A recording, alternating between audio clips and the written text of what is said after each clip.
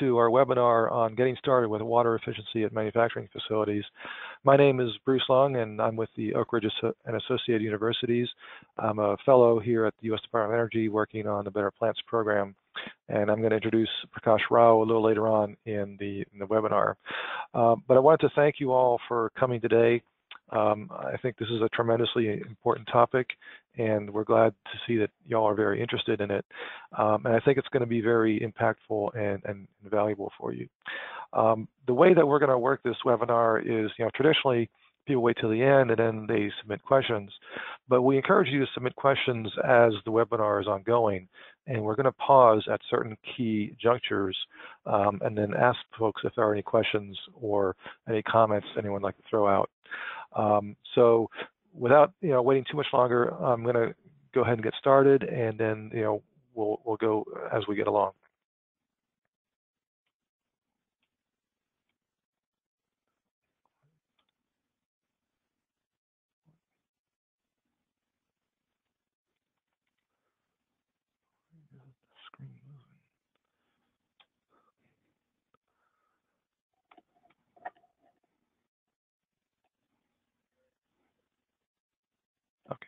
So today's agenda, we're going to start with an overview of the Better Plants, or Better Buildings, Better Plants program, and then we're going to start getting pretty heavily into the topic of water management. This will include everything from setting and tracking water intensity targets, some examples of how to do this, as well as a lot of water efficiency measures, and then we're going to do a deep dive on some of the major industrial systems that are affected by water consumption. And you'll see here that includes, pumping systems, cooling towers, and steam. And then we're going to have some other resources to show you guys. This is going to be a fairly lengthy slide deck, so we're going to try to move through it efficiently, but as completely as possible. So just a quick overview, and I'm sorry for some of y'all have already seen this, but we want to get everybody up on the same page on this. The Better Buildings, Better Plants program is a voluntary energy efficiency program oriented towards industrial scale energy users, particularly manufacturers.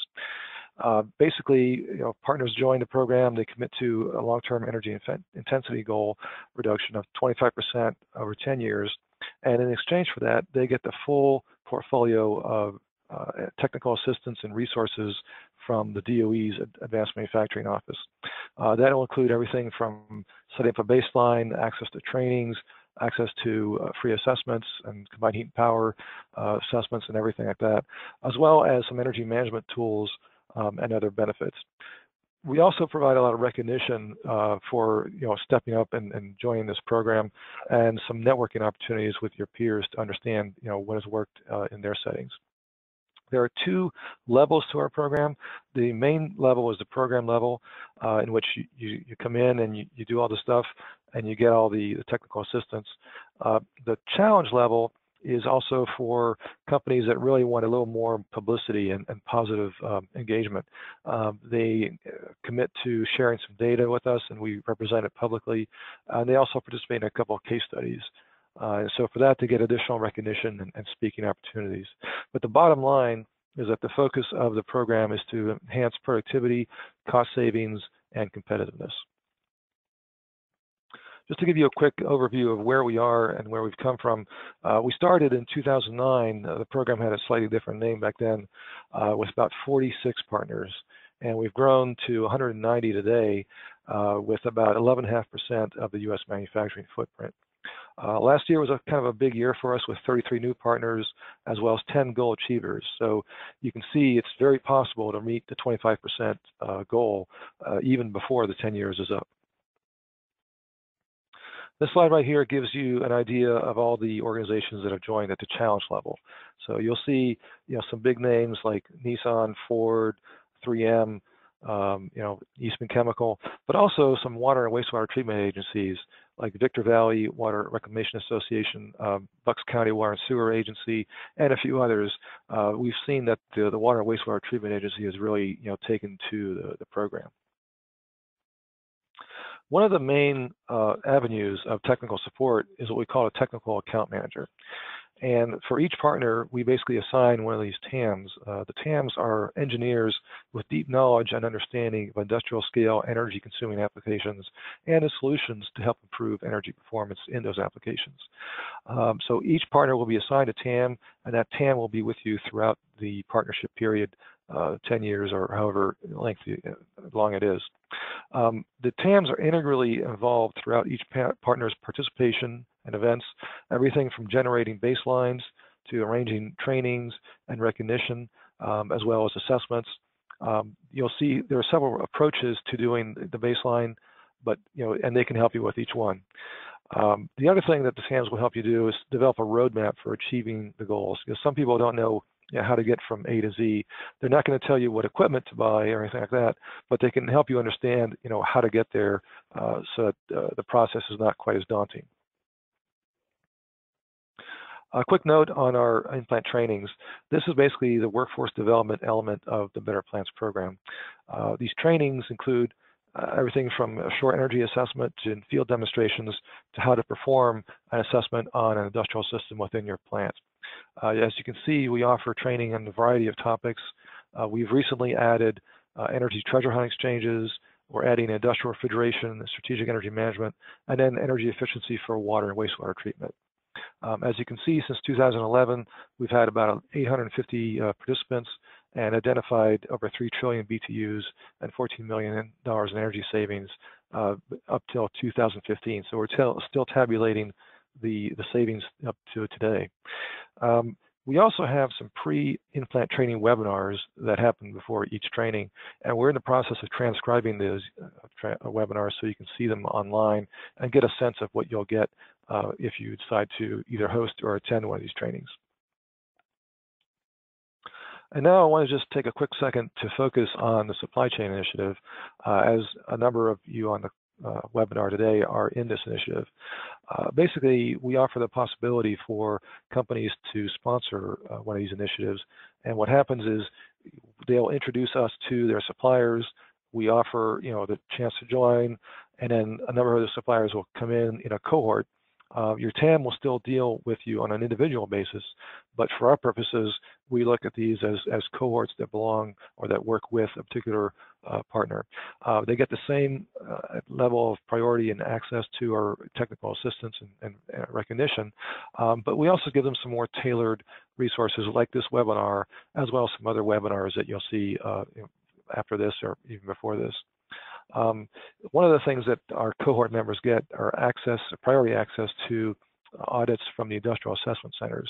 And if you're not familiar with those, this is a network of about 24 universities around the country that offer mechanical, electrical, and other engineering divisions. And they'll come out to your plant with a professor and several students, and they'll perform a free energy assessment for you. It's been very successful and very popular among our supply chain. A number of these industrial assessment centers can also offer ideas and assessments on water use and wastewater treatment efficiency. And then again, we also like to have in these webinars and other forums the opportunity for you to learn from your peers.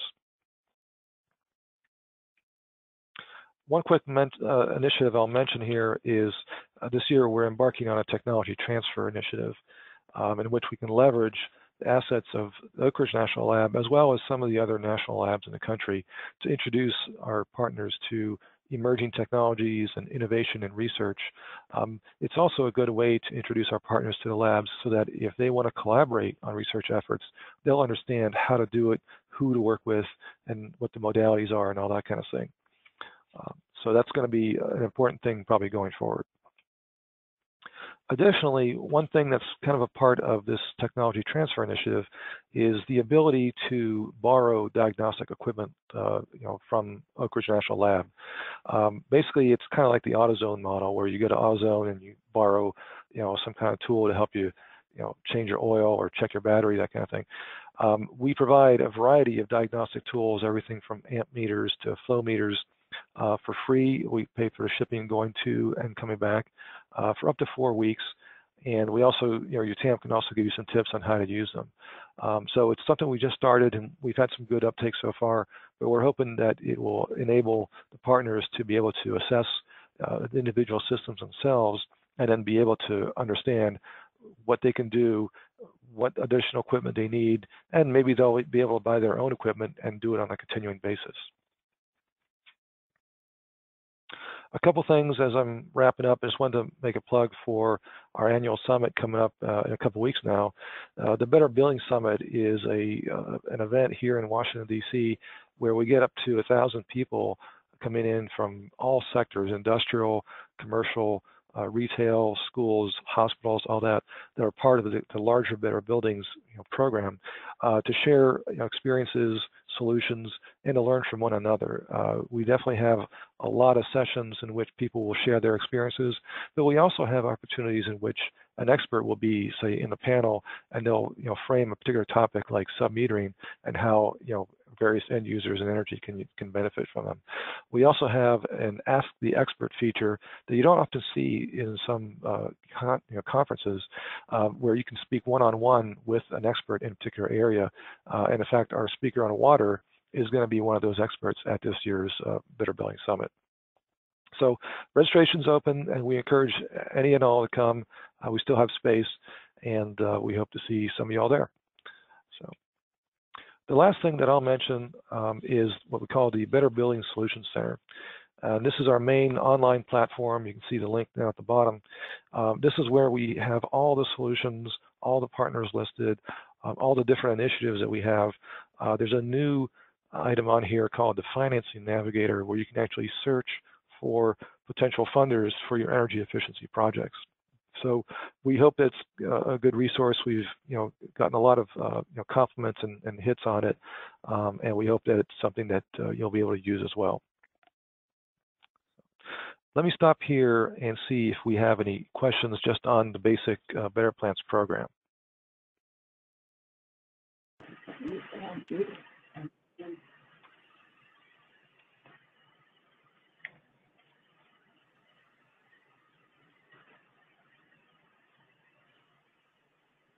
Okay, hearing none. I don't know if any are coming in through the chat feature or anything like that, but we'll go ahead and proceed unless, Wei, I think, is there anything else coming in or?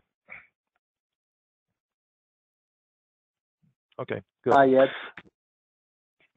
So what we'll do is, if you want, go ahead and I can keep my screen open and then just advance the slides, or do you want to try and share it with Prakash?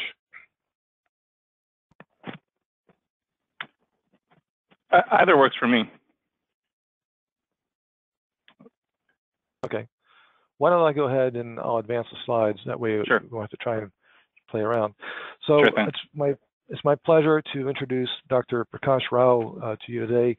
Dr. Prakash Rao is a Principal Scientific Engineering Associate within the Energy Technologies Division at the Lawrence Berkeley National Laboratory in Berkeley, California.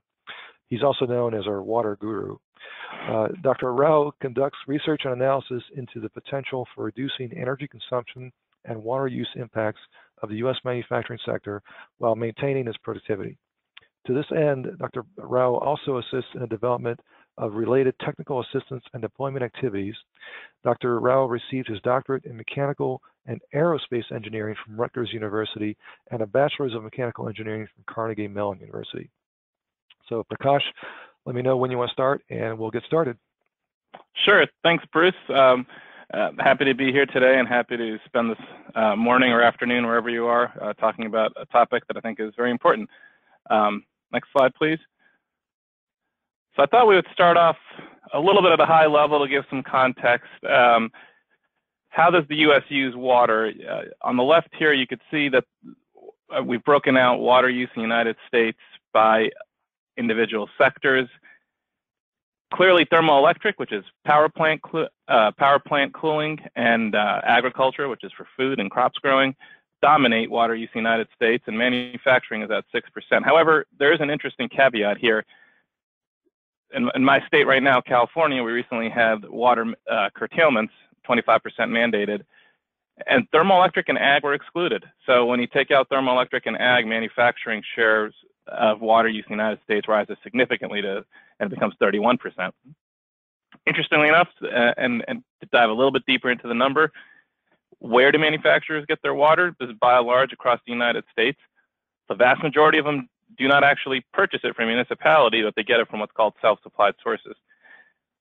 Here, the inference that we take away is that, well, if you're not paying for water, you know, it's likely that there's not a lot of incentive to conserve it. So that means there's a lot of opportunity on the floor. And lastly, I want to point out this one bullet at the bottom about consumptive use. Is a topic we'll touch on a little bit later, where 15% of all manufacturing water use is what's called consumptive. So if you think about how you use water in many cases, you just return it back to the sewer, you return it back to the river, to the lake, wherever you got it from, and the next guy down the line can then use that water for their own purposes. So you're not really removing any water from the local area. Consumptive use is a little bit different. Consumptive use is that portion of that water that, let's say, you evaporate, turns into a cloud and flies off to who knows where. It goes in your product. Maybe if you're a bottle, a soft drink bottler, it's being shipped all around the world, or some other use where that water is not actually returned to the watershed. That's called consumptive use, and that's a really critical water use to track, because that's the one, if we're doing water management for sustainability purposes and environmental protection purposes, consumptive uses impacts your watershed more so than non-consumptive use. Next slide, please. So just a little bit high-level benefits of water management and challenges. I think you all are on this webinar right now, so clearly you understand the benefits of water management, but just at a high level, the couple things that we see is operational resiliency and future growth. It's very forward-thinking. So if you are a good steward of water, if you are using as little water as you can, as possibly being as conservative and efficient with it, you're better off for planning in the future. So should there be curtailment, should there be mandates, should there be spikes in water prices, your facility will not be as impacted, and production can continue as normal. On a higher level, if you operate multiple facilities across the country, and you know that all your facilities are operating very efficiently with water, that's one less thing you really have to worry about when you're thinking about where do you site your next facility, where do you plan production. You could worry about the other things that drive the bottom line. You could worry about labor rates or raw materials or transportation or energy or whatever it is. Water doesn't have to be one of them if you're a good water steward. Of course, there's cost savings, and it's not just water. Whenever you use water, there's at least a pump behind it, so there is energy savings. Often there's chemical treatment savings. Before water is used, you have to put some softeners or treatment or additives to clean it up to make it right for your use. And there may be also regulatory costs associated with it as well. Improved public image and helping your program are two other benefits. There are challenges, of course. Most notably, what we've noticed is there's not a whole lot of information for manufacturers to leverage. There's not a lot of tools, resources, or guidebooks, or even experts out there which you can call upon as compared to in the energy world if you're looking for an energy efficiency help. Of course, as Bruce mentioned, as we're here today, Better Plants and the Department of Energy are looking to improve this situation with webinars like today and a guidebook and that we'll talk about a little bit later, and initiatives that we'll talk about too. Next slide, please. So the initiative, the Better Buildings, Better Plants Water Savings Initiative, which Bruce highlighted earlier. Currently, we're at 38 partners, as Bruce mentioned, 9 from the industrial sector. We've listed them out here: Cummins, Ford, GM, Harbeck, Nissan, Saint-Gobain, Toyota, UTC, and BD. As you can see, not only are these guys early adopters of this water savings initiative, but they've also realized some really significant savings, over 40% for several of them. Throughout this, our next slide, please. So throughout this slide deck, we'll be highlighting some of the lessons learned we've been able to gather from our partners. 7 of the the initial partners, our pilot partners, those would be Cummins, General Motors, Ford, Saint-Gobain, UTC, Harbeck, and Nissan, provided valuable information to us surrounding barriers to water management and their successful strategies and effective strategies for overcoming those challenges. The guidebook is available on the Department of Energy's website, or the white paper, I should say, at that link. The slides will be sent out after the recording, so you'll have that link and you can peruse that at your leisure. The book is the resource is divided into 4 sections: making the business case for water, facilities and water sources to focus initial efforts, establishing baselines and targets, and water efficiency measures implemented. And as I mentioned, we'll highlight many of the successful strategies used by partners throughout the balance of this slide. But if you really want to dive into these topics, I encourage you to visit the link. Next slide, please. So with that little bit of a background, I wanted to jump into a couple of technical areas to help you get started on your water management programs. One of the first things is setting and tracking water intensity targets. Next slide, please. So why do companies set targets? One interesting anecdote that I'll start off with is one of our water pilot companies mentioned that they had never implemented a water saving action until they set a target. Targets are really motivational. They give you, and I mean, as you can imagine with anywhere in anything we do, having that goal in mind that you can work towards and feel good when you accomplished it is a strong motivator. So, and targets can really motivate that water management program in your facilities. Polling our partners, there's several other reasons. What I found interesting when we looked over the responses, what I would call the #1 reason for setting a target, and that all the partners listed it, was environmental stewardship and corporate sustainability. Companies are realizing, I think people are realizing, communities are realizing that water is very vital, very important, and it's becoming a more at-risk resource. So I think we're all trying to do a little bit better, and then the companies reflected this. Also, the energy benefits from water reduction, and you'll see the risk there as well, were also highlighted by more than half the partners. I will point out that the overall cost of water was pointed out as a driver for less than half of those that are responding. Not to say that there's not financial savings, but I think this is an interesting area where water is cheap. We hear that a lot, and we hear people saying, well, what can much do about nothing, and paybacks aren't working out. But there's several other reasons to be looking at water management and water efficiency, and there are cost savings too when you start looking at a more holistic analysis. Next slide, please. Developing targets. So what type of targets? So there's an acronym in the world out there called SMART targets: specific, measurable, achievable, reasonable, timely targets. So it's fairly straightforward, but you want to set a target that is achievable in the sense that you've looked over your production, your situation, in the years coming forward, where you need to be with water, and you set a target that has a specific metric behind it, so it's not vague. You've put timelines around it, hold yourself accountable, and it's something within grasp, something you can do. So here we've listed our water pilot, our water savings initiative partners.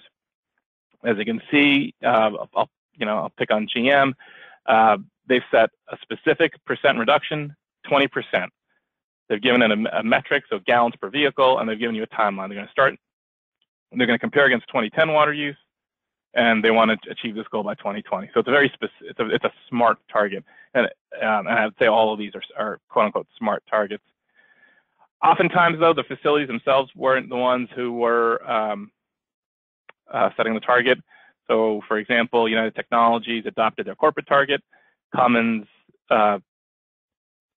adopted the target that was handed down to them from corporate, and that target represented the U.S. due diligence towards the global target. And Nissan got their target from their headquarters in Japan and said we could do better. And so they set something that they felt was more aggressive. Next slide. So back on that previous table, you can notice that there's a mix of targets. We're going to get into this. There's intensity targets. These are better for tracking water efficiency and efficiency in general. If you imagine you're doing great water efficiency work, but your production doubles, you should be happy, but your water use maybe went up or your water use went up. That won't be reflected if you're doing something like an absolute target, just looking at the volume reduction of water. You'll still look like, what gives, you use more water. Intensity metrics can start to correct for that factor and say, well, I used more water, but I was more productive with that water use. However, absolute metrics make sense in some cases. If you're in an area where there just isn't a lot of water, frankly, the community, your water regulators, they're not really going to care how productive you are. They're going to know that there's this much volume of water in the lake and we all got to share it. So absolute targets can also make a lot of sense in the water space. And some companies, many companies do both. So you can set one target, one type of metric publicly, but you can track the other internally. And as you see, Cummins, Ford, and Nissan do that. Next slide, please. So what I wanted to do is outline, walk you through how to track a water target. What I'll do here is we will walk through these steps. I'll kind of verbally describe them, and then I'll try to illuminate these with an example of a fictitious company and walk you through each of these 6 steps for how this fictitious company was able to calculate their change in water intensity. I want to note that while it looks like a linear approach here, particularly your first time through, you may have to do a little bit of rinse and repeat. You might have to get some data together, throw it on a spreadsheet, graph it out, see what it looks like before you can get to your metric, and before you can identify which variables and which factors you want to keep tracking. But I think you can use this 6-step approach as a guideline wherever you are in the process. So the 6 steps are: step 1, define your boundary. Step 2, choose a baseline year. Step 3, identify relevant variables, and we'll define what that is, or the denominator for your water intensity. Step 4 is gather data on water use, and that variable from step 3. Step 5 is to calculate your water intensity, and step 6 is to calculate the change in water intensity. Next slide, please. All right, so define the boundary. What do we mean by boundary? So that's the water sources and facilities whose water is being tracked. So what's in, basically? When we talk about that 20% target, 20% of what? So on the first one, water sources, we encourage to be more comprehensive and include all water entering your facility. This will create a strong connection to other sustainability efforts. And here what I mean is, again, get back to the idea that if you're using water, it's being driven by a pump. And in most situations, almost all situations. In which case, if you're that water does have an energy cost to it. So at a minimum, you should be tracking it from that perspective. It also is more reflective of the way water impacts our local environment, in that, if you're not including water that is self-supplied, that's taking water from others potentially. So we support including all water sources in your target. To walk through, what are some of the water sources? So you have fresh and non-fresh, sometimes called saline. So fresh water sources include the one from your municipality, the one purchased fresh water, so what's on your water bill. On-site, surface or ground. So surface water could be something that's in a lake, river, creek, stream, or reservoir that's on your plant, that your plant has access to. And ground is, groundwater. Non-fresh could include seawater. I don't know how many people that's applicable to. I think generally in the United States, obviously that's not applicable to a whole lot of people unless you're on a coast. Recycled and reclaimed water is interesting in that it's water from an external source that's not suitable for potable. Maybe it's from your neighbor who's sending you over non-potable water to use in your facility. That would be an example of non-fresh water. And then there's rain or storm water. So if you're capturing rainwater, if you're capturing storm water off your roof, and using in your facility, you might want to track that as well. Next slide, please. So if you are tracking across multiple facilities, so if you're, if you have multiple facilities in your purview, we encourage you to set the target across all facilities. On one hand, as a positive to this, it encourages the sharing of best practices, so you can take whatever one facility is doing that's great and share it amongst the other facilities. Again, getting that back to the idea of operational resiliency and growth and planning, that all your facilities are operating as efficiently as possible, and that better prepares you for any unforeseen water issues. But as a caveat, we would say that only consider facilities in which you can actually affect change. So facilities which you have direct financial or operational control over. Next slide, please. So choosing a baseline year. So this is going to be the year against which your improvement is measured. So to pick on GM again, they have the baseline year 2010. So that means they're going to track that water intensity metric against 2010. and they wanted, I believe it was 20% against what they were doing in 2010.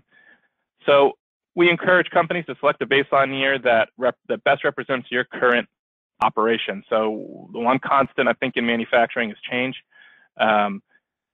What you were doing 5 years ago may not be what you're producing this year. And for longer time frames, that's almost certainly true.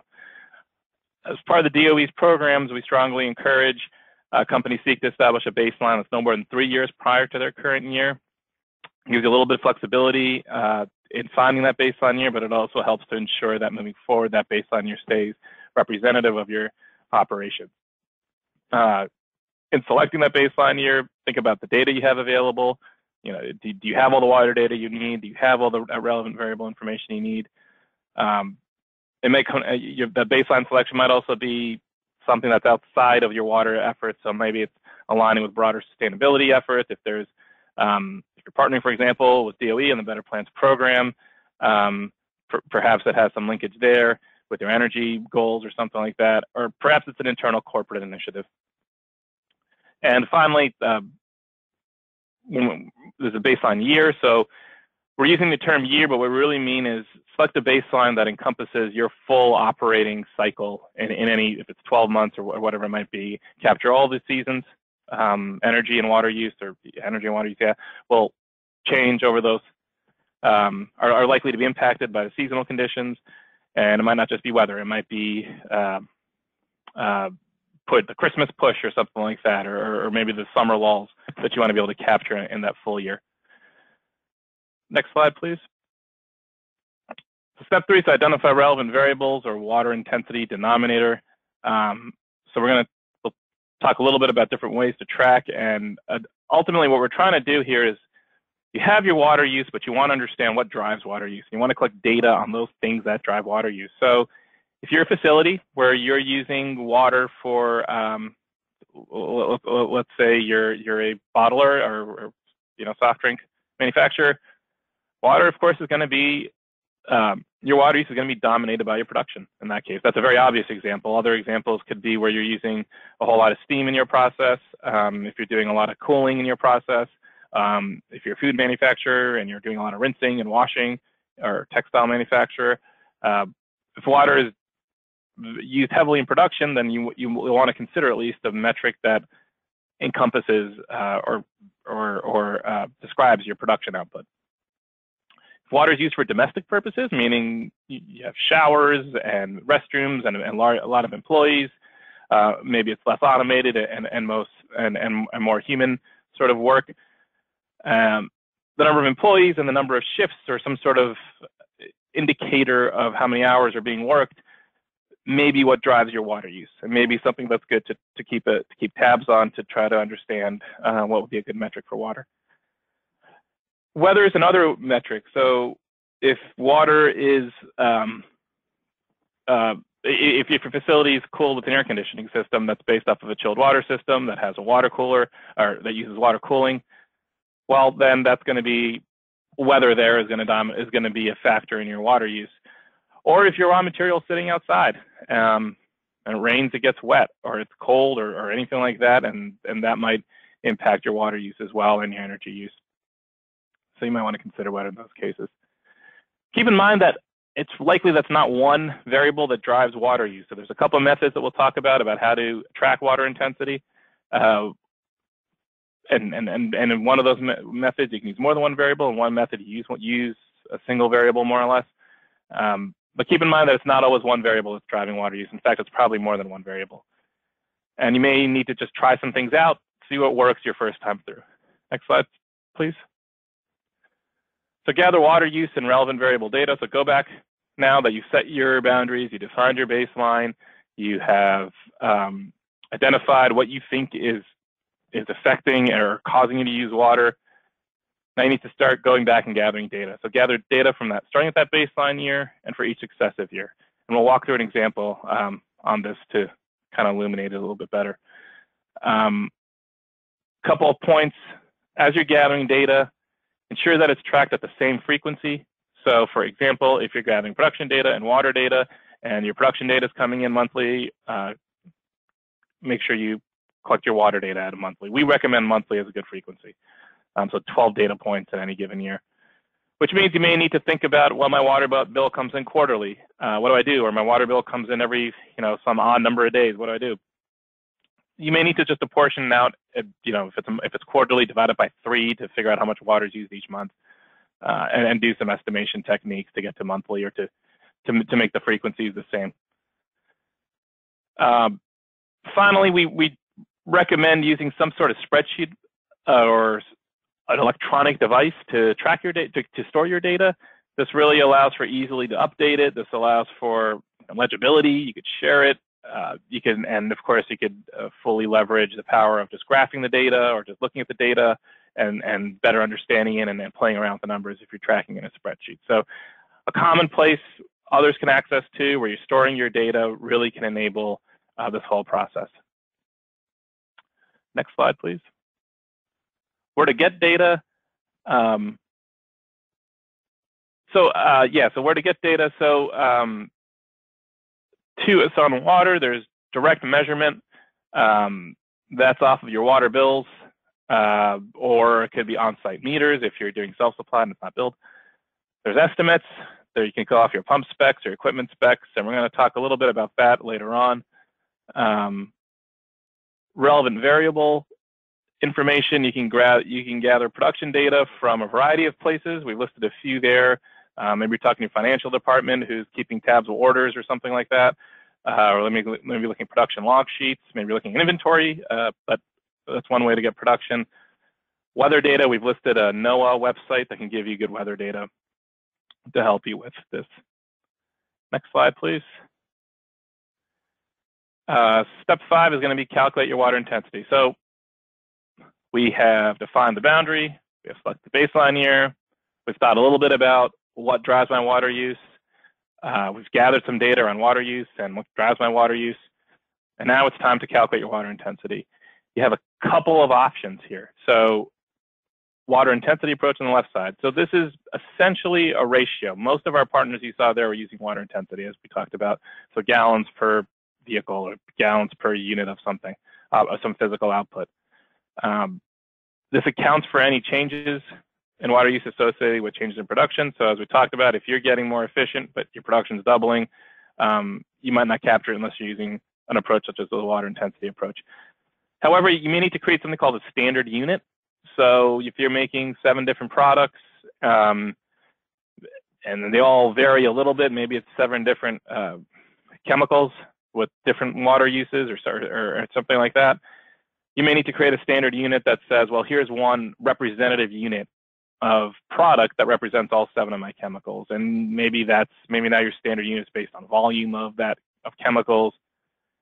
And there's methods where you could take that volume of chemicals and say, well, this one requires this much water and this one requires this much water per pound, and kind of come up with an aggregate standard unit. We have some resources to help with that. On the right-hand side there, there's a hyperlink I'll talk a little bit about, and it has a little bit of more information on how to do something like creating standard units. And when you use the water intensity approach, you're going to calculate a change in the next step, and that's based on the change in this metric. So it's an improvement in productivity. Now, what we call the more advanced approach is the one on the right-hand side, the regression-based approach. It's what we recommend on the energy side of our program. We really encourage our partners, and the TAMs are there to help to get started or to do the track energy using this regression-based approach. For water, we still really would encourage partners to try and go at it. However, it's not easy for partners right now with water, and we're still working out some of the finer mechanisms of how this might work out. But we really think it could be a valuable way to track water. So what is it? So it uses statistical modeling to estimate water use and then compare that estimate of water use to what you actually did. Actually, how much water you actually used. I think the couple of really big benefits that I see is that in regression-based approaches, it really isolates your water efficiency improvements. So your model is going to look like something like, well, let me get back. And the second thing that I really like about the regression-based approaches, where the water intensity approach only really allows you to look at one metric, regression-based approach lets you look at a few metrics that will drive water use. So, for example, you might have your baseline year. What you'll do is you'll collect your data, you'll collect those variables that you think impact it, And you can use tools like Department of Energy has an energy performance indicator tool. It's for energy, but really it's just a statistical tool, and you can use it for water too. If you just kind of, put your hand over energy and call it water, it should work. But what the idea is that you create an equation that describes how your water is used. So water equals, and then an equation that has all those independent variables in it. So when your production goes up and weather goes down, you can kind of account for all these changes because you have a model. You'll take that model, you'll populate it with data from your current year, and it'll tell you how much water you should have been using. But now you're using less water than what you thought you were going to use because you're so efficient and you've implemented all these measures. And the regression-based approach looks at, well, if had I done nothing, I would have used this much water. But I've been doing all these great improvement projects, and I'm using less water. And the regression-based approach can really capture that. So for more guidance on this and the water intensity approach, I encourage you to go to that hyperlink. It's for energy, but I think that the principles really do apply for water. For the balance of these slides, recognizing the regression-based approach is a little bit more rigorous. We're going to focus on the water intensity approach. Next slide, please. So once you've selected your method and you've calculated your intensity, now you're going to calculate your change in water intensity. And this is pretty straightforward. Look at the value, whatever it was in your baseline year, to your current year. If you're using the water intensity approach, you're just comparing that ratio. The regression-based approach, you're comparing your modeled versus your actual use. And I should say the regression-based approach, there are a couple different ways in which you modeled. There's forecasting and backcasting. We don't need to worry about that, but generally speaking, it's looking at what you were estimated to use and what you're actually using, and that's going to be your percent change. Your improvement in the water intensity approach represents an improvement in productivity of your water use, and the regression-based approach represents avoided water use. I think if you can go to the next slide, Bruce, I think we'll pause. I'm going to get to an example of each of these steps. I'm sure it was kind of quick, but hopefully this example will help. But I want to pause and see if there are any questions. Great. Thanks, Prakash. Yeah, at this time, please let us know if there's any questions. Wait, if you want to take people off mute.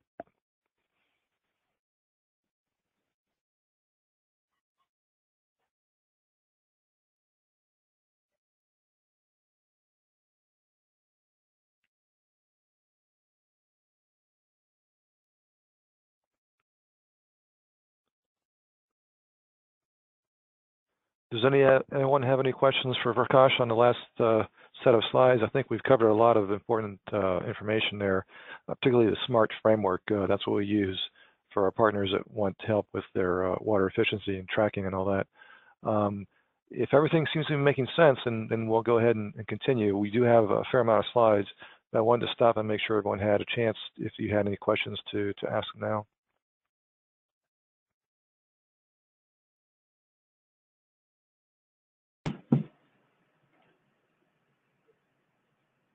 Okay, well, what I'll do is we'll just keep going through the next section, and we'll pause it in a little while to see if anyone has any questions at that time.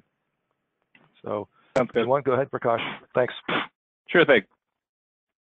So I want to walk through an example. Next slide, please.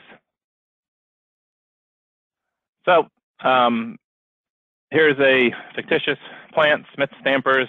They've committed to a citywide goal to reduce their water intensity by 20% by 2020. They're now beginning to say, all right, what do we just get into? How do we track progress here? Next slide, please. So we're going to walk through that 6-step approach. So they define their boundaries. Step 1, Smith buys water from the city, and they're pulling water from the ground. They have 2 water uses. They don't really know how much water they pull from the ground. No one's really asked them. No one's really cared. But they recognize that the water they pull from the aquifer or the ground is less water for the next person than over. So they want to include that to show that environmental stewardship. So say, all right, our boundary is going to include both. They're a single facility, so the boundary also includes just their facility, of course. They're going to select the baseline here. Let's just imagine here in Smiths that, like many facilities, they had a major change to one of the production lines where it completely was swapped out in 2015. 2016 this year, or 2017. Anything but 2015 and before really doesn't represent their operations. And other things that could have happened, maybe there's a change in management in 2015. Maybe there was a new equipment coming online, major equipment coming online that would have impacted water use. You're tuning this thing up in 2015, and water's kind of using a lot of water at times. Maybe there's major construction. Again, think about your current situation. So Smith thinks, well, 2016 is my current situation, so they're going to select that as their baseline year. They have the data, and they think that's what's going to represent them moving forward. Next slide, please. So they got their baseline year, they've got their boundary. They're now going to think about relevant variables. So facility management gets together, they start to think about what drives water use. So they have a lot of rinsing of parts, and they have a lot of water cooling. So they know production's driving it, so they want to track production. Let's say there are 2 shifts schedule, 100-something employees.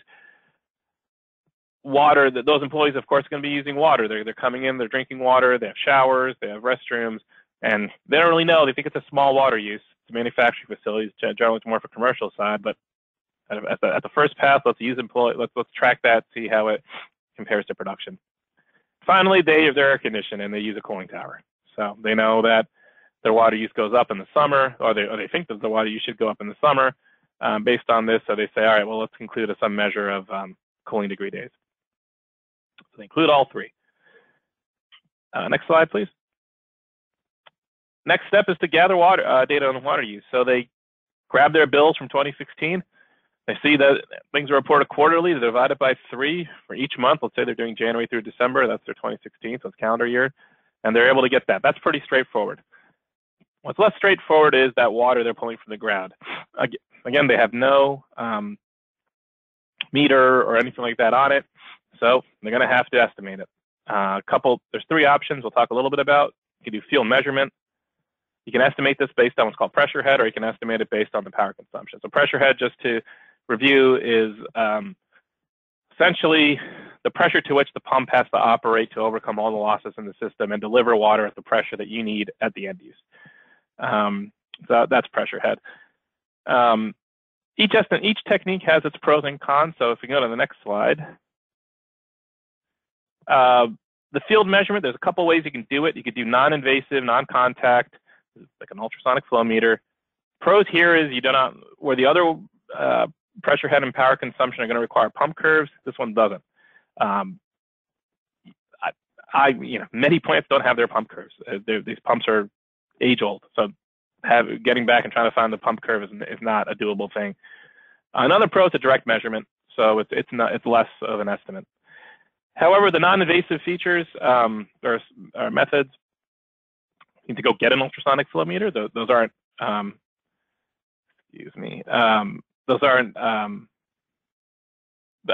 those could be a few $1,000s. And the readings may not be accurate if the meter's not installed correctly. So you really got to know what you're doing, or you can kind of get a lot of different flow rates that aren't representative of your situation. There's inline field measurement. So there's one-time setup.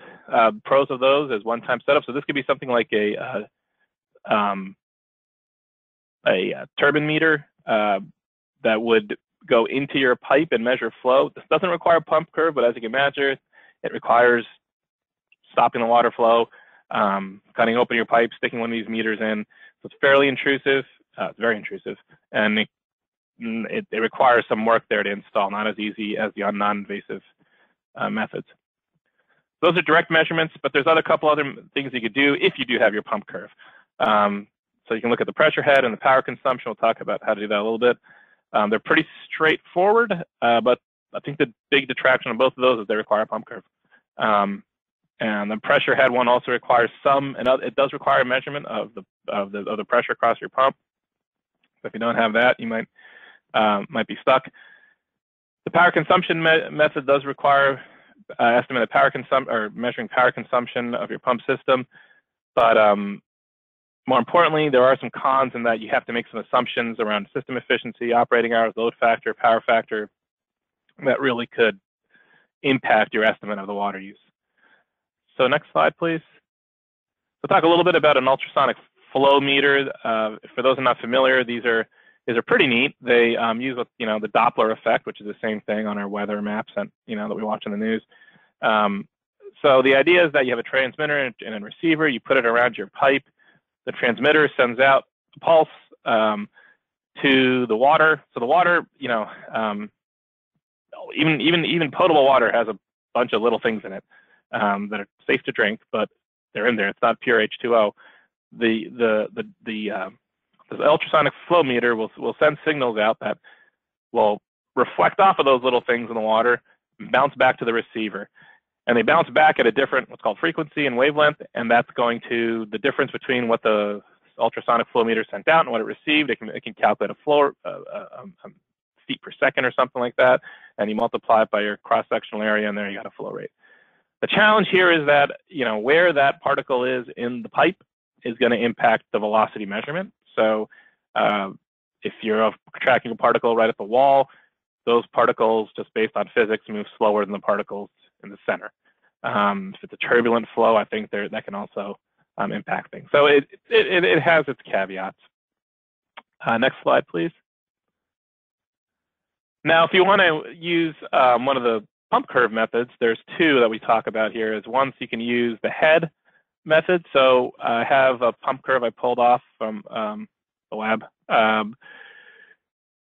What you want to do is measure the difference in pressure at the inlet and the suction end of your pump, and that's going to be in something like PSI, pounds per square inch, multiplied by some factor to reflect what's on your pump curve. So in this pump curve, its feet is on the left-hand side, and you're going to use that total head to estimate your water use. So here on this pump curve, as you see, there's a lot of lines. So maybe I should start off with talking about what lines we have here. So on the x-axis, on the bottom, you have the flow rate. So 0 to 1400 for this pump. On the y-axis, going up, you have the total dynamic head. That's 2 to 500 or 0 to 550. You have what you're seeing as four sloped curves coming down, and those measure the different pump impeller sizes. So 10.88 down to 8.88. The little curvy lines there are the efficiency points. So if you're operating at a flow and a pressure on a given impeller size for your pump, you can figure out what the efficiency is there. And the last thing is on the bottom, this is actually showing two pieces of information. It's also showing the flow rate and associated with the brake horsepower of that particular pump. So the brake horsepower is the amount of power, fluid power that the pump is developing. So in this case, if we're using a pressure head method, let's say that the folks at Smith's, this is their curve. Let's say they have the 10.88 diameter impellers. Let's say they figure out that their flow rate is, their head is across the pump is 450 feet. So if you follow 450 feet on the horizontal across to the 10.88, I think I said, you'll see that the flow rate is about 1,000 GPM. So that's one way to measure the flow rate. Now, let's say you don't have a pressure measurement across your pump. Another way to do this is you get your CTs out and you get to measure the electric draw by the pump system. To measure the current and the volts at the pump system, maybe at the control panel. Use the equation down there to estimate what's the brake horsepower. The two things that you see there, the V's, the volts, the I's, the current. So you got that from your measurement. Square root of 3 is square root of 3, thousands of conversion factor. But the power factor and the system efficiency. The power factor is something that some of these CTs, some of these power loggers, you can measure that, but if you can't, it's something you have to estimate. One place you might want to look is your energy bill. Your electric bills might show you what your facility power factor is. It's not necessarily what your single equipment power factor is, but it gives you a ballpark. You're also going to have to estimate your system efficiency. So what you're measuring is, you're measuring the energy going into the pump system. And remember, brake horsepower is the energy coming out of the system. The difference in that is called the system efficiency. So you're going to have to come up with some measure of what the system efficiency is.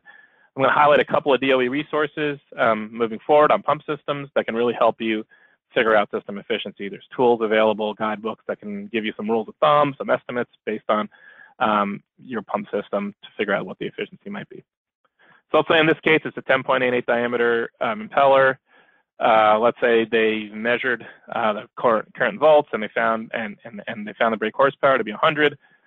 On the bottom curve there, you look at the 100 on the right-hand side, you follow it along to the left until it intersects the 10.88 diameter impeller pump, and you have about 600, maybe a little bit over, about 600 GPM. Next slide, please. All right, so there's some ideas of how to measure their water use. So they get municipal from the bills, groundwater, they measure, they pick one of those methods, sum that up. As you can see here, they're gathering the data. This is an Excel-based spreadsheet. You don't have to use Excel, whatever spreadsheet you want to use, but at least it's electronically stored. You can compute numbers on it. January 2017, you can just add right to it. You can share this. And in addition to water use, it also has the relevant variable data. They got CDD from NOAA. They got labor hours from their shift schedules and production from their logs. Next slide, please. So they picked those 3 metrics and they don't really know which one to go with. So they decided, all right, what I would encourage, initially, when you're going through this, just plot them out, see what they look like. So here, what we're looking at are all 3 of those metrics. So what I want to look at is water and each of the metrics. I want to look for trends. And where I see better trends, I'm thinking that's a good metric. It's not, this is kind of loosely scientific, but it works, I think, after first order. So if you look at the top left, okay, so CDDs in green there, that's the cooling degree days. That's a measure of how much cooling is required for the facility based on the outdoor temperature. It spikes in the summer, water use doesn't. Water use is pretty flat. What I would say is throw that out. And commonly we find the intensity metric CDD and HDD aren't really denominators that are used, and in this case that's bearing true, so we throw that one out. Come to the top right, you got 1,000 gallons. Again, on the left-hand side, you got labor hours. So we're thinking, all right, there's a lot of employees here. Maybe they're impacting our water use. You'll see the shift schedules, the number of operating hours, they're going up and down, but again, the water use is kind of staying the same. So labor hours maybe isn't the best metric. Now on the bottom right, we're looking at production. That's the number of units they shipped out the door. And on the left-hand side is thousands of gallons again. As you can see in the green, the production's going up. Blue, water use is going up. And put a little line, a trend line on the water use because it's kind of fluctuating. It's not only dependent on production, but it's dependent on some other things. But it looks like the first order production and water use are tracking together. So we plot that out. You can see a lot more when you just visualize your data. So you get your data in your spreadsheet. It just looks like a bunch of numbers. When you plot it out, you could just really see a lot more trends and understand what get some better ideas of how these numbers relate to each other. So in this case, Smith says, let's go with production as our water intensity metric. And I want to point out that if you did a regression-based approach, perhaps it is production and labor hours that are really driving water use. And maybe in the summer, CDD is actually impacting a little bit, but other factors, you really can't tease it out just by looking at something simply. So maybe CDD really is driving water use, but really the employees are using water differently or something like that. So you're not really able to see that effect. That's getting muddled. Regression-based approach can really pull these things out. But again, it's a little bit more challenging to take on. Next slide, please. So they've defined their boundary, selected their baseline year. They went through and got a bunch of relevant variables. They gathered data and they figured a relevant variable that they like. And they got a water intensity metric they like. Now they're going to calculate it. So here we're back to our spreadsheet. We got the 2016 water data. Essentially what they're going to do, and what we do for the Better Plans program, is we track this stuff annually. So they're going to total the water use, total the production for the 12 months of 2016, and just divide the two. So their water intensity there is 0.23. As you can see, you could track it monthly as well if you want to do a little bit more granular tracking to see how water intensity is moving. That could be a really important what we call performance indicator. So let's say your water use spikes through the roof one month. That should raise an alarm to say, hey, what's going on? Why is our water use? And maybe it's totally expected because you had so much more production. Maybe it's not. And that could really be something like a big indicator of a leak. That can be how you can identify your improvement opportunities. So it's a great metric and something to track on an ongoing basis. The spreadsheet will help you do it. You can calculate this water intensity metric on a monthly basis, an annual basis. For our purposes here, we're looking at tracking water metrics, and next step will be calculating change and annual improvement. But that's not the only way you can use it. You can use it to identify outliers in water use or identify issues. And it might not, the issue might not even be, water might be your smallest issue. Maybe your water use is spiking and that's a problem, but it could be pointing to a much larger issue that you'll need to address. By tracking water use, you're able to get ahead of that. Next slide, please. So calculating your change in water intensity, that's the next step. So Smith is in this citywide program. They want to tell folks how well they did and towards meeting that 20% target. So they have their water intensity 2016. They keep adding to that spreadsheet. They got the 2017, 2018 water intensity. There's a couple of different ways to do this. So you can look at your total improvement. In 2017, that's just going back to your baseline year. So you're looking at the water intensity in 17, or excuse me, the water intensity in 16 minus the water intensity in 17 over the water intensity in 16. That gives you that 4% there, 4.3. Do that again for 2018. That gives you an improvement over 2 years.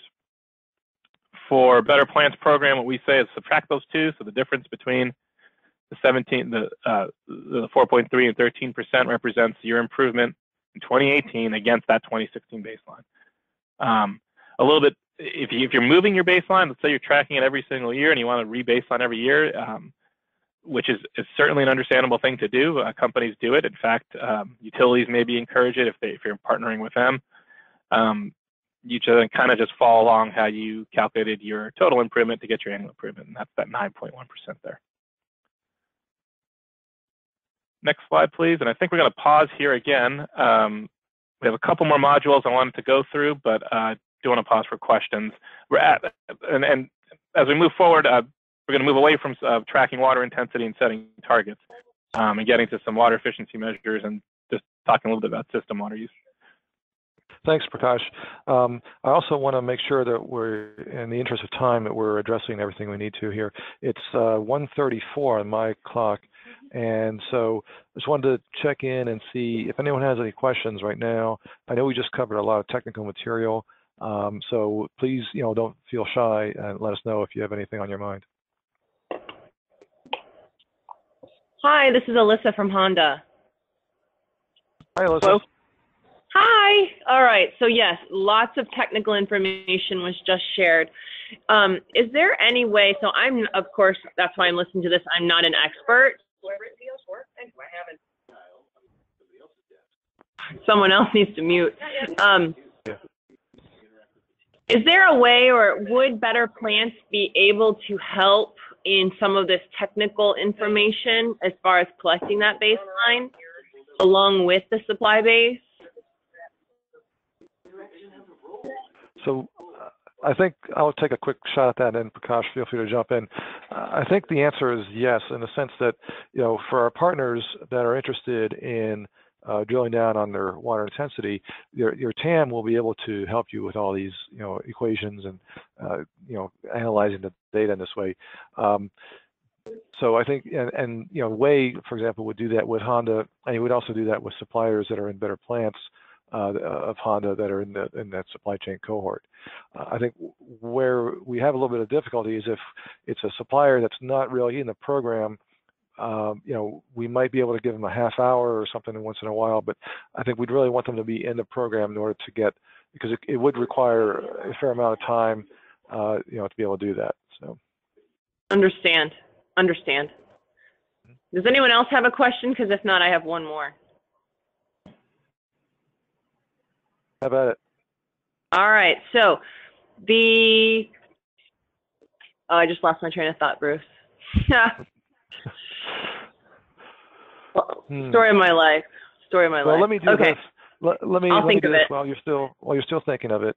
Let me just stop and ask, how helpful has this information been so far to the folks on the phone? Is this something you think you can use right away? Are you interested in learning more, that kind of thing? Please give us a quick yes or no, or whatever you think.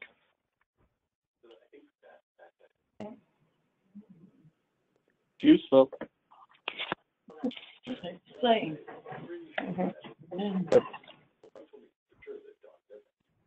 It sounds like there's some background noise. Somebody may want to mute their phone if they've got people in their workstation or something. Alyssa, I don't know if you still. I thought of it. Okay, go ahead. I thought of it. Okay, so at the beginning you had mentioned possibly a Nissan or a GM. As an OEM, how have they set their targets?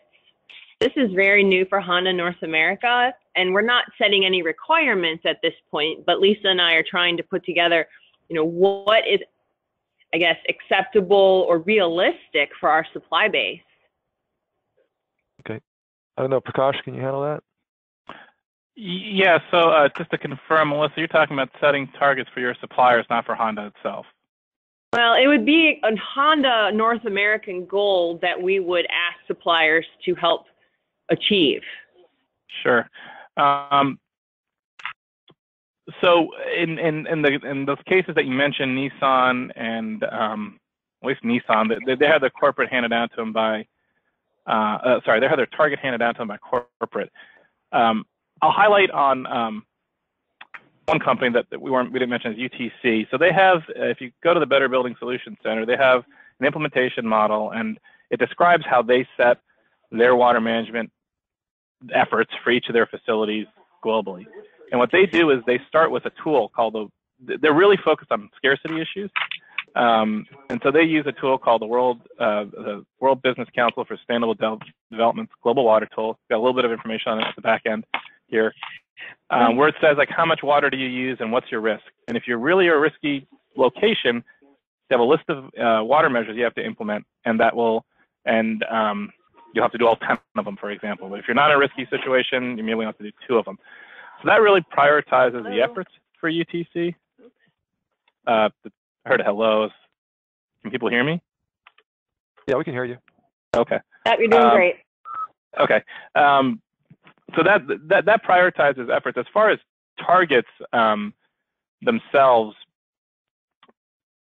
I think it's a combination of factors of not only what is the local situation with water, how much has the company done in the past? Has this company or the supplier or whoever it is really been at the forefront of water and really been pushing it, and there's really not a lot left?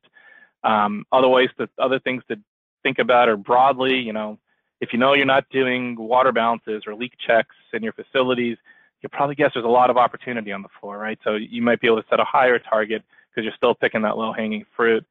But I think it's very situation specific, and just kind of thinking of, well, based on our historic water conservation efforts, where do we think we are?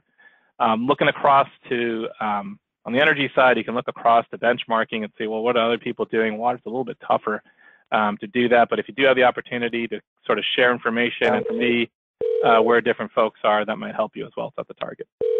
Yeah. One other quick thing I'll mention, and then we'll keep going, is for the water efficiency initiative that our partners participate in, the minimum that we ask them to commit to is 20% over 10 years. So that just kind of gives you an idea of what we think is kind of the industry potential over a 10-year period. That helps greatly. Thank you both so much. Sure.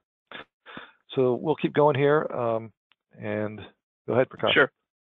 So I'll move a little bit faster. I want to go a little bit slower on the previous part, but we'll move a little bit faster here. So I want to talk a little bit about, so you're tracking this water intensity metric, you're doing great, but how do you do those projects, right? That's what's going to get you water savings, not just tracking stuff. So Cummins, Saint-Gobain, and UTC all said the first thing you got to do is develop a water balance. How much water is coming in? Where is it used? How much water is going out? And from this, you really find leaks. And leaks are a huge source of water savings. A 1 GPM, 1 gallon per minute leak, is over 500,000 gallons per year. So that could be something you pass every day. If you fix it, that's 500,000 gallons. And partners are also demonstrating some novel approaches that DOE is featuring on their website. Next slide, please. So here's a picture of a water balance from Cummins. So on the left-hand side, you have water coming in, that's public and on-site well. On the right-hand side, in the green bubbles, you have water leaving. And in the middle, in the blue, you got water by equipment use. We talked a little bit about how to doing a facility water balance is not, something you can do in your sleep. It takes some work. But we talked a little bit about water coming in. How can you get that balance? I'm going to talk a little bit about at the equipment, how can you look at that water use? And on the disposal end, that's something you can get from your bills for if it's going to sanitary sewer. If there's a pump behind it, we talked a little bit about pump estimation techniques. So there's a couple ways you can estimate that to help develop your water balance. We'll talk a little bit about that. We talked before and we talked afterwards. Next slide, please. So data collection for conducting a balance. What we observed is meters for build sources, combination of estimation techniques for other sources. And what I want to highlight is the estimation techniques. We presented some technical ways that we think are more accurate. There are other ways you could do it just based off of, well, I know my equipment is supposed to use this much water, so this is how much they use per year. But one thing we learned is an estimate is better than no estimate. So even if it's a WAG, that's better than not knowing. And as you see here, most of the water use is tracked at the facility level. The partners did have a challenge. They knew where they used water within the plant, but they weren't always able to track it. So if you're looking at this and you're saying, well, gosh, I don't know how much my equipment uses, that's a difficult thing. You are not alone. So we're trying to promote advanced, best practices here, and that's part of it. Next slide, please. So the next two slides, well, the first one is Harbeck, and Bruce, if you can go to the next slide. And Nissan, these are two really great examples of water-saving projects. Harbeck is a really innovative project of reusing rainwater. Nissan's a really great project of treating water and recycling water to realize substantial savings. Both of these examples are featured on the DOE's Better Building Solutions Center. Bruce provided the link before, and they'll be in the slide deck, and you can go to the Nissan or the Harbeck page, and you can really capture the details there. But in the interest of time, I want to go to the next slide. We asked our pilot partners to tell us, hey, what did you do? You got these 40% reductions. Can you just give us an idea of what sort of measures you're putting in place? Number one, again, is leaks. Leaks. The other things were broadly bucketed into monitoring controls, recycling, and reuse. And the other pages, next slide, you'll see training and water storage and substituting water. In general, some of the big things: leaks, closing open loop systems, so that's like using a cooling tower, which I'm going to talk about in a little bit. Training your operators, operating equipment to closer to spec. All the partners said one thing: if you're doing a project just for saving water, it's probably not going to pay off unless it's something like a leak repair or something simple. One thing they all mentioned is when you're doing an energy project, think about the water savings behind it. And that's how you can start to tack on water savings. Is water might not be what's blowing down the door to getting that capital financing. None of these companies have capital financing for water projects or any sort of dedicated pool. But if you're thinking about water when you're doing your other facility improvements, then that's the way you can really realize substantial savings. Next slide, please.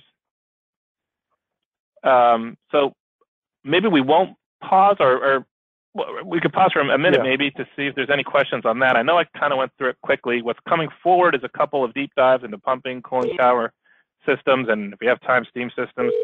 But I want to pause to see if you have any questions on those measures. Anything right offhand, or? Good. Just two things I got. One is there are some remediation systems that some plants may have ongoing where they're pumping water and then re-injecting or treating and sending it back into the environment. You wouldn't be looking at those in this particular program, would you? That's one thing. Usually those are out of the water, type systems because they're not really involved with your plant operations. And then number two would be there's a lot of plants that have already done a lot of things with cooling towers and different things like that. So when you get into doing some of the water reduction efforts, how are you guys looking at 20% when somebody feels they've done a lot, to their systems? Yeah, so those sure. Are just two. Bruce, if you want, I can start, and you can jump in, or. Yeah, go ahead. Yeah, sure. So I'm going to start with the second one. I mentioned when you select your baseline year to select something that captures your current situation, but you can also bring it back a little bit to say, yeah, you know what, I just did this huge capital investment last year, and I really want to capture that because it was a big project for us. So you maybe want to select your baseline year so you're capturing the new cooling tower that you put in place, and that's really saving a lot of water, closing some open loop. So that's one way to think about that. And then the first question, I think, if I understand it correctly, is if you're using water and then you're treating it and disposing it back to the ground, does that get counted as water savings? Is that right? This is a little bit more of a remediation system. So you're going under US EPA or one of the state agencies, and you have groundwater contamination. You're running that through some sort of treatment system, and then cleaned up, and then you're putting the groundwater back into the system. Yeah, that's really that's sort of a balance right there. I mean, it's not right. Doesn't have anything to do with manufacturing or anything, so that's not really involved in this as far as what you guys thinking is. It could be though, right? So if you're thinking about it, if I Yeah. understand the situation correctly, I mean, you're saying right now the water doesn't really enter your facility, but a great opportunity now is you've just taken water, you've treated it. I think one of the biggest things that we should think about with manufacturers is when you're walking around, ask yourself, do I need potable water for all this stuff that I'm doing right now? I think the answer is usually no. And in fact, the case of Harbeck, their goal is to be water neutral. They said, I don't need potable water for anything. I just need it to drink and wash my hands. So their water neutral goal is to replace potable water use with rainwater for everything else. That's non-domestic use. So if you're pulling water from the ground, you're treating it and just sending it back to the ground. One idea is, well, why don't you use that in your facility? And that might now bring down your water use. All right. So does that help answer your question? Oh, it's a good answer. I'm actually using it for energy recovery, but that's okay. That's another way. Yeah. Sure. So I wanted to highlight a couple systems. First, we'll start with pumping. As we said, saving water saves energy. You might not always be saving all the energy you could. So the first approximation, the energy required that your pump's producing is proportional to the cube of the flow. It's called the affinity laws, and it's just based on physics. It's really a theoretical thing. Usually it's not exactly to the third power, something smaller. The idea is that you could be, when you reduce your flow rate, you could be saving a lot of water. If you're reducing your flow rate by half, your energy consumption might be an eighth. That's the only thing that what you require. But if you're not making adjustments to your system, you're not going to realize that savings. And if you go to the next slide, so here we have a pump curve again. The original operating point, the folks are operating at 1,200 GPM. Let's say they do some great measures and they drop down to 1,000 GPM. So they're riding, and they didn't do anything to their pumps. They just kind of had the same pump system. They didn't modulate there. They're going to ride up that top curve, which is the pump curve, and they're still going to save energy probably because energy is going to be flow times head, so they're using less energy than they did before. But what they're probably going to do is operate at the top X and then drop with the throttle down to the bottom X. All that throttling is pressure energy. You just delivered all this pressure to your system and you throttled it down and just blew it off. It's energy loss. You do a couple things. If you know that you're always going to be at 1,000 GPM, that's where you are now. It's not going to go back up to 1,200. You do what's called impeller trimming. And you can trim down your impellers. You can create a new pump curve, which is those other curves on the 1550, 1350 curves. And you can operate along the system curve and you can operate at that bottom X. Or you can install variable frequency drive, in which case you will back off on the pump speed and you'll be able to realize you'll be able to ride the system curve and operate at that lower operating point. So in both cases, adjustments to pump systems offset the throttling energy losses, and you're able to realize the full energy savings from your water savings. Go to the next slide, please. So we talk a little bit about this. One thing to remember with impeller trimming, for substantial reductions in water use, it might not work out. You might just need a new pump. And with variable frequency drives, we often see people just think it's the answer to all problems. It really isn't. You really got to look at your pump curve. Make sure you don't have very high static head. Otherwise, you're not going to see savings. Make sure when you do your calculation economics, you recognize that there's losses across the VFD and the motor, and those grow substantially when you're operating at lower flow rate, lower load factors. Make sure to include that in your calculations. Next slide, please. Department of Energy historically has put together a whole host of resources on system, and particularly the Advanced Manufacturing Office on system energy opportunities. Pump system resources from DOE are available at that link. There's software tools, the pumping system assessment tool, and that's currently being updated by Tom and the folks at Oakridge to make it even better. There's literature out there, the source book, tip sheets, case studies on pumping efficiency measures and how to implement them and where to get help. There's even training. There's a list of experts that can come into your plant and help you out. There's online training as well. So we'll just go right into cooling towers. Sure. One thing I should say, we spoke to the folks at GoToMeeting, and we got an extra 10 to 15 minutes for this call. So if anyone has any questions right now, feel free to submit them, and otherwise we'll just keep going. Sounds good. So cooling towers, I want to focus a little bit here too. Next slide, please. So cooling towers are really a great way to get out of once-through cooling, which uses a lot of water, start to recycle water, and save significantly on your water bill.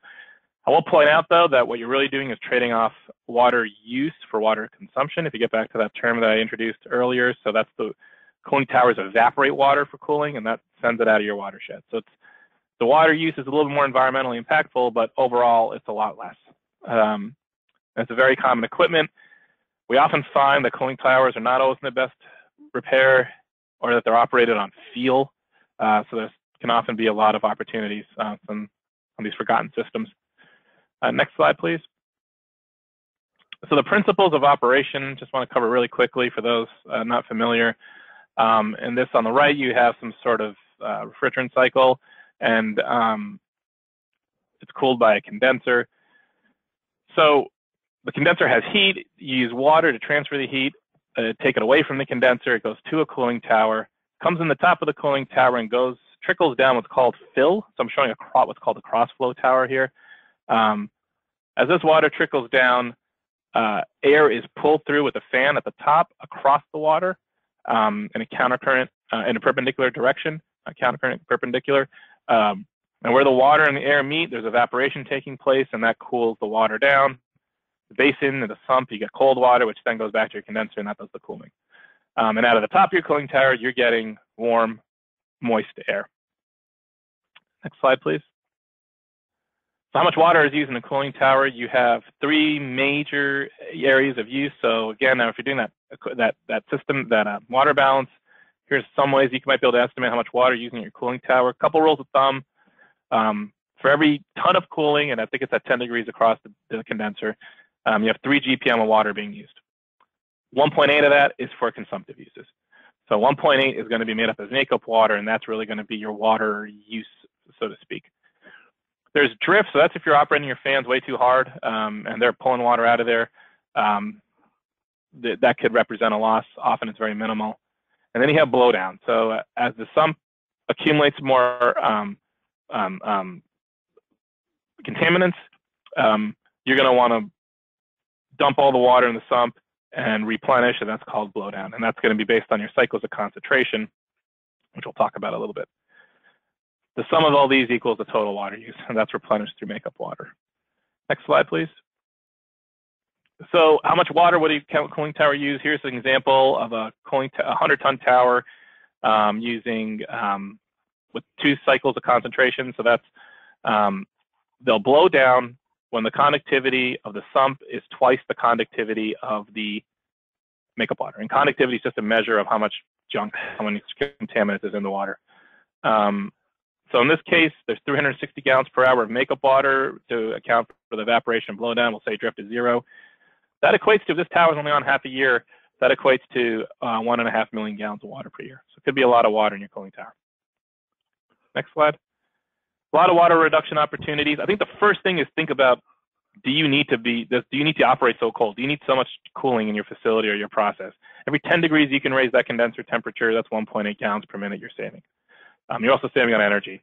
On every degree that you can increase the condenser temperature is a 2% reduction in energy use. So review your cooling requirements, clean your heat transfer surfaces.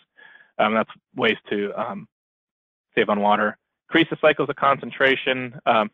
Get to that. Ensure your fills, your fill isn't broken or rotted out. We'll see that pretty often where airflow is now, either the water's not trickling properly, it's more like dumping down, and the air and the water interface isn't really happening.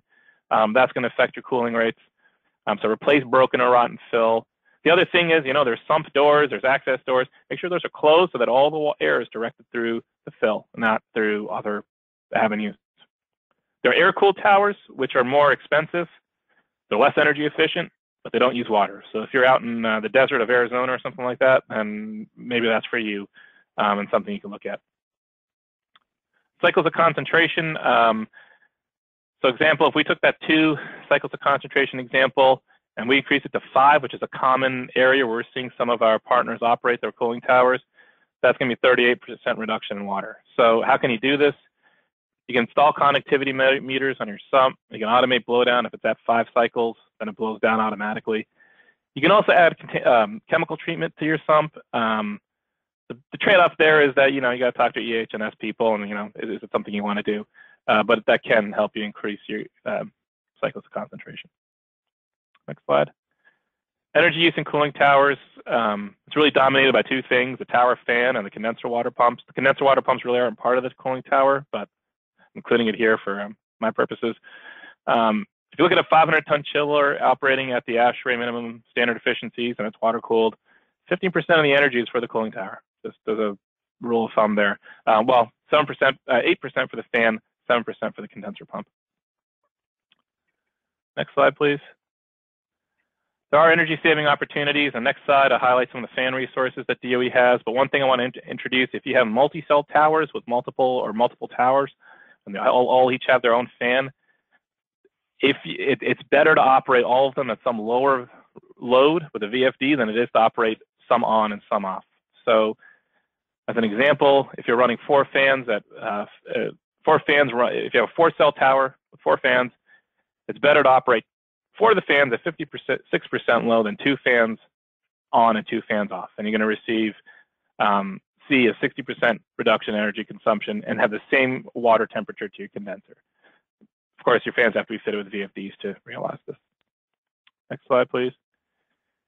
So fan system resources from DOE. Again, DOE's been developing many system resources over the years. Fans included, there's a software tool, the fan system assessment tool, literature again, there's a source book and case studies, and again, there's the availability of training through experts or online. There are steam systems.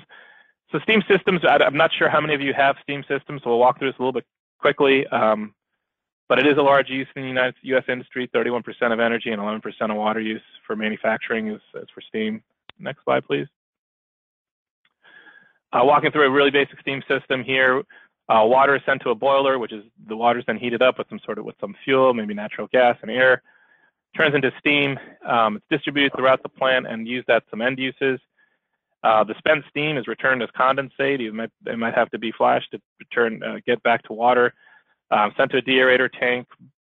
Boiler steam is then sent to the deaerator tank to degas the water.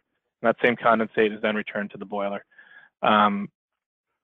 That's pretty generic description of a steam system, but if you go to the next slide, in that steam system that we just talked about, where are you using water?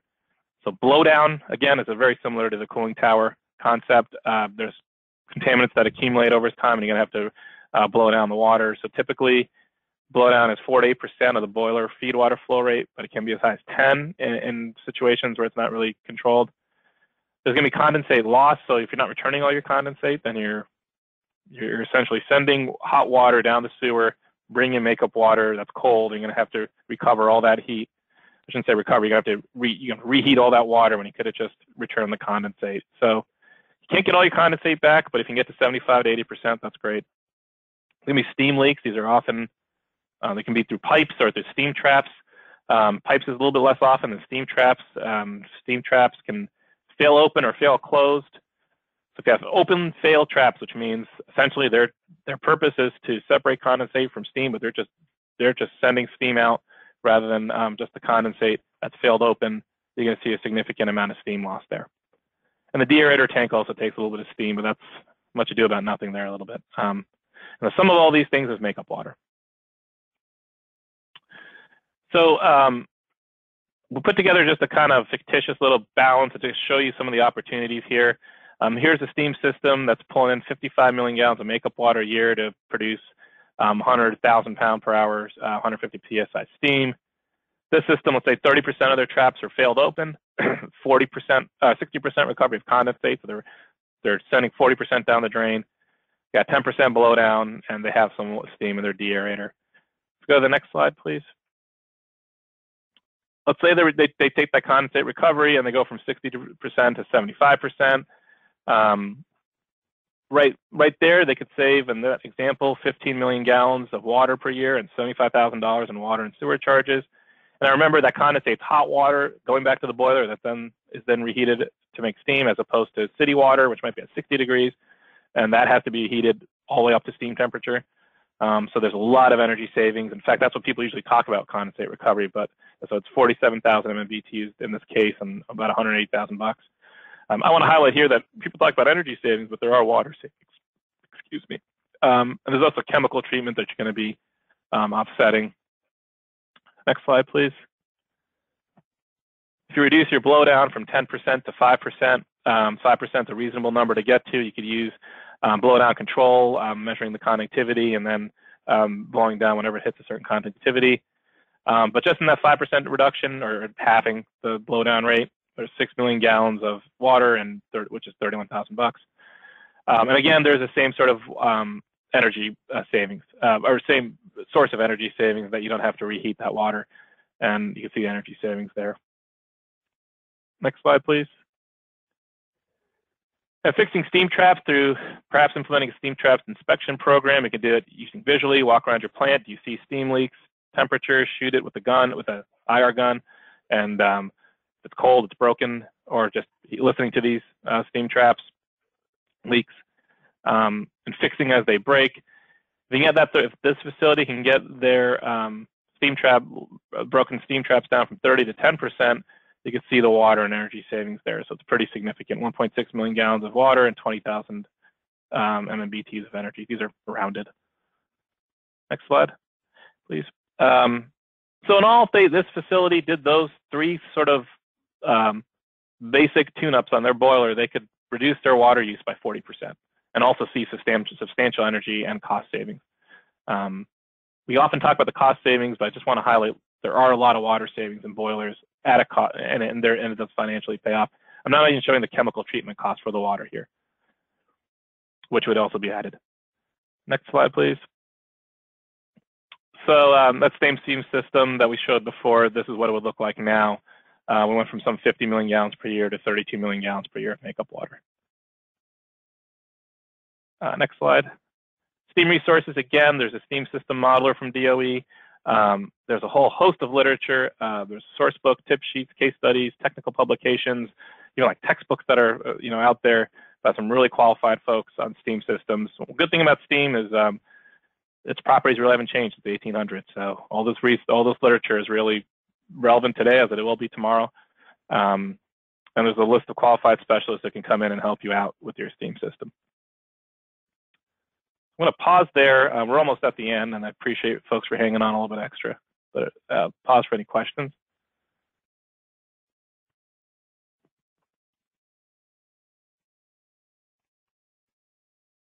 Okay. Well, let's just keep going. I think there's some good tools here. Sure. So, and Bruce, if you could actually hit a couple times more. I have some animations here. Apologize for that. So the global water tool, I described a little bit with Alyssa, to Alyssa's question. We see a lot of our partners using this tool. It's the World Business Council for Sustainable Development's global water tool. I want to highlight tools here. We highlighted DOE resources that can help you on the system and energy and water. I want to highlight some tools that can help you that are outside the DOE world that have been developed by some very reputable groups that can really help you tackle things like scarcity and risk and water balances. One of these tools is the global water tool. We mentioned it earlier. It's really for a corporate manager, but it helps you look at your sites and say which ones are in those really risky areas. Again, UTC is an advocate of this tool and was developed with a lot of company input. So you understand the needs and potential water availability and quality risks at a high level, at the global level. 10 steps, it's fairly easy to use. Bruce, if you go to the next slide. Sorry, I guess there's a few more animations there. It ties really well in with this global water tool, which was produced by the GEMI, which I think is Global Environmental Management Initiative. So the local water tool, global water tool allows you to see all your facilities which are the ones that are most at risk in terms of water scarcity. So water scarcity, I know I've been using that term, is more water is used than is available. That's the way to look at it. The local water tool then says, all right, well, I'm going to drive a little bit deeper into each of those facilities, and I want to provide a little more data on how I use water, how much water I use at these facilities, what types of water, how much I'm sewering, and get a much better risk assessment at the facility level. So water is really driven by, a lot of water conservation efforts are driven by risk, and these two tools can really help you identify those facilities that are at risk and how much at risk are they. So I want to highlight those, and those are the links are right available there. Next slide, please. Now, a little bit on different, more for the facility manager. There's a collecting the drops, water sustainability planner tool by Jemmy. This is at the facility level, and there's a lot of little modules in this tool. It's pretty cool. There's water balances. There's rules of thumb you can follow for doing your water balance on equipment level. There's case studies. You can see what other companies are doing. It's all global, but it's all water, so it should, same everywhere. And also does help you with your water management risk assessment as well. And it's available at that link over there. If you go to the next slide, please. So we want to, the corporate water management white paper that we described earlier, coming out of the Better Plants Water Savings Initiative, we've listed in the back there a whole bunch of tools. We're just highlighting a few here. You'll find all these tools, books, resources, organizations that can help you with water, including the DOE. Outside in that white paper.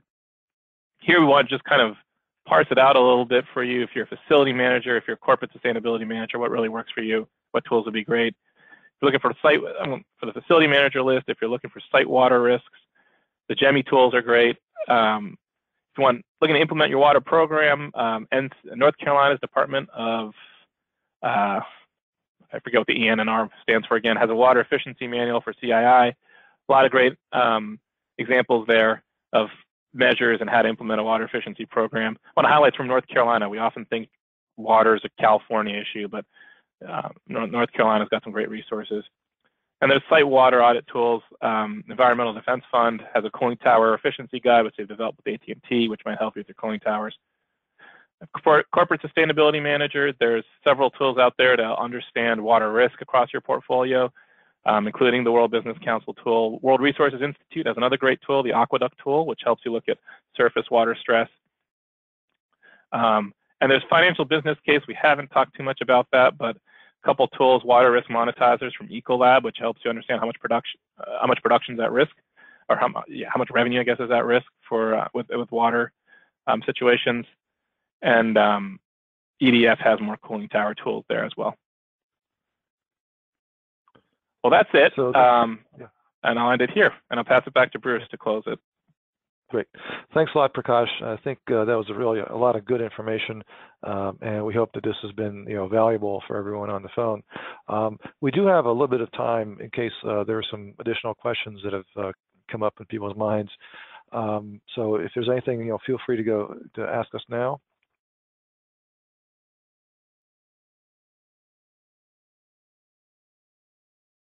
Okay. We do have the contact information for the principal people here at the Better Plants program for you, and we've also included Prakash's contact information here. Let me just ask, Alyssa, how do you expect to be able to use this information for Honda and also for your suppliers? I'm sorry, it cut out. Did you say how are we going to use this information? Yes. Okay, so right now, this was a learning piece for pretty much everyone on the phone, Lisa, MyCheck, and I included. What I would like to do is hopefully we'll have one or two suppliers join you in I guess, the Better Plant situation for the water. And then as a team, we can go together, establish targets, do everything that was outlined today together so that we can learn. And then in the next year or two, start to roll this out to the supply base as we have done energy. Okay, excellent. So what we'll do is, like I said, once this is, we finish this, we're recording the webinar, number one, so you'll be able to hear the recording. And also this will be turned into a PDF file so you can share it with, your suppliers as well as other stakeholders. Yeah, and one thing too, for anyone on the line that's a supplier, if you're interested in going down this path with Better Plants, I don't know if this is I guess, something to entice you, but we do a symposium in October. And so if a supplier does go down this path with Better Plants, I would love to highlight that at the symposium and kind of start to roll this out. It would give the supplier recognition, it gets Better Plants recognition, and then lets the supply base know that Honda North America cares about water. That's a good point. Yeah. Thank you. Okay, so that's kind of what I'm thinking next steps, but we really do, Honda North America does want to team up with Better Plants, Better Buildings, Better Plants for this first initiative with a handful or one or two suppliers. Great. Okay. Yeah, I think most likely if it's one or two suppliers and they're already in the program, you can work with Way. If folks are outside of it, let's talk offline and we'll figure out a solution. Thank you so much. Thank you very, very much for your time today, and everyone that joined in and listened. Right. Prakash, any parting thoughts or? No, my contact information is there, and as Bruce mentioned, there's a few ways to reach out to us. I'm more than happy to help. I really appreciate the time today, and I congratulate you, I guess, on just being, even on the webinar and being interested in water. I think it shows some really advanced thinking, and that's great to see. Great. Thanks a lot, Prakash. Thank you. Thanks, everyone. Have a great day.